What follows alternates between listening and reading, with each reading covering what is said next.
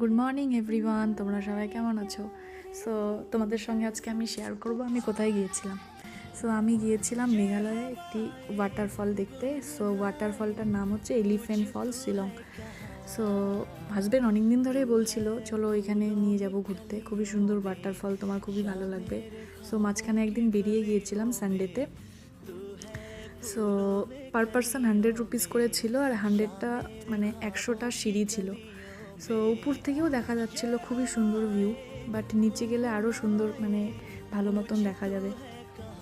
তো আমি প্রথমে না আসতে চাচ্ছিলাম না, মানে পুরো রাস্তা ভেজা ভেজা, মানে দেখেই পুরো রাস্তায় ভেজা, মানে প্রচণ্ড বৃষ্টি হতে থাকে ওইখানে।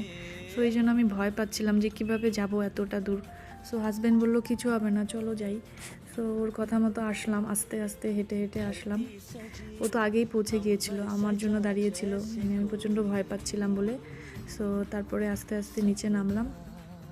মানে খুবই সুন্দর ছিল, উপর থেকে যতটা সুন্দর লাগছিল নিচে এসে আরও বেশি সুন্দর। মানে আমি তো দেখে পুরো অবাক হয়ে গিয়েছি, এত সুন্দরও হতে পারে মানে ওয়াটারফল। মেঘালয়ে অনেকগুলি ওয়াটারফল রয়েছে, মানে কিছু কিছু জায়গাতে মানে ছোট ছোট অনেক ওয়াটারফল রয়েছে, বাট এই এলিফ্যান্ট ফলসে মানে এর সৌন্দর্যটা আরও সুন্দর।